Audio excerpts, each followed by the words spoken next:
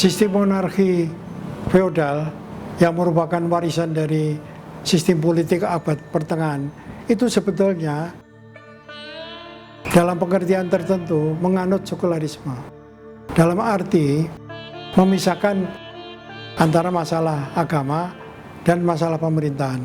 Dalam masalah agama, prinsip mereka adalah puritanisme atau kemurnian ajaran tauhid dan peribadatan yang terlepas dari pengaruh barat, kebudayaan barat dan kebudayaan lokal.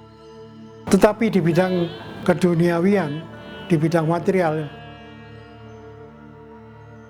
sistem politik dinasti, monarki dinasti itu sebetulnya menganut pemikiran atau sikap yang liberal atau sekuler.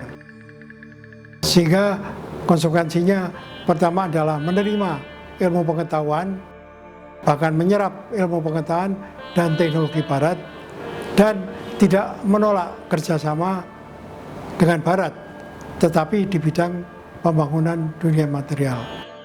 Kebetulan negara-negara itu mempunyai kekayaan yang sangat besar, yaitu minyak dan gas bumi.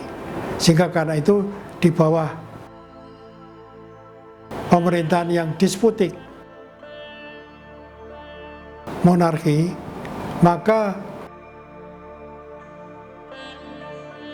negara-negara itu bisa memaksakan proses modernisasi. Itulah sebabnya maka di negara-negara dinasti Arab monarki itu tidak timbul apa yang disebut Arab Spring. Karena di situ tidak ada masalah kemiskinan.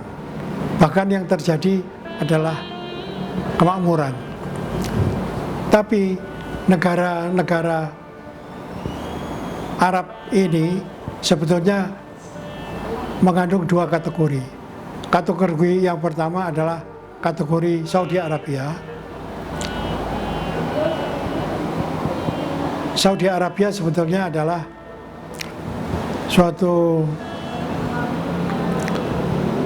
sistem monarki, tetapi berusaha untuk menegakkan sistem kekhalifahan atau sistem politik internasional. Yang kedua adalah wilayah negara-negara Emirat. Wilayah negara Emirat ini sudah berkembang dari monarki absolut ke arah pemerintahan yang republikan, yang merupakan gabungan dari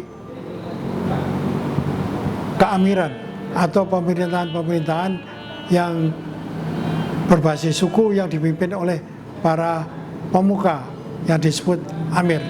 Sehingga karena itu negara-negara Teluk Persia ini lebih mirip dengan model negara Madinah.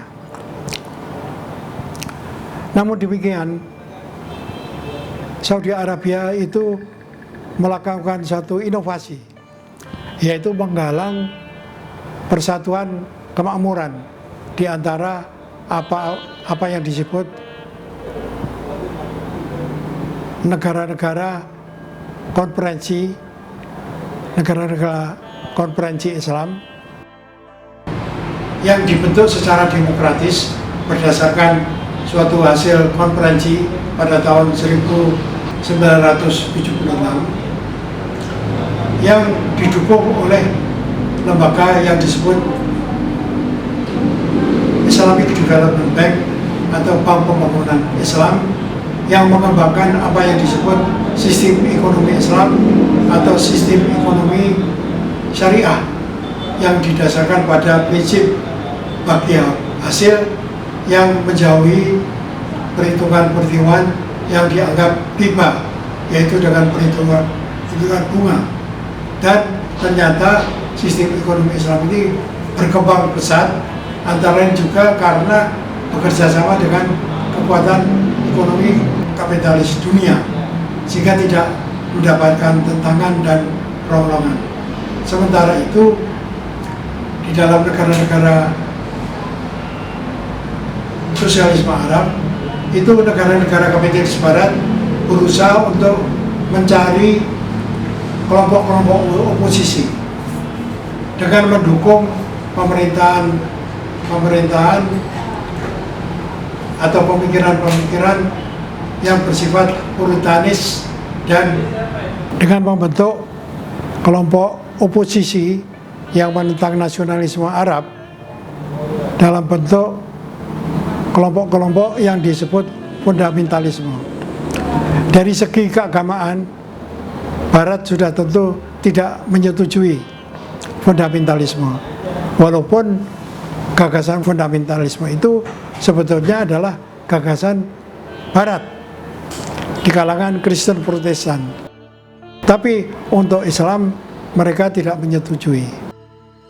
Namun yang mereka setujui adalah bahwa kelompok fundamentalis ini menentang pemerintahan militer dan pemerintahan nasionalis Arab.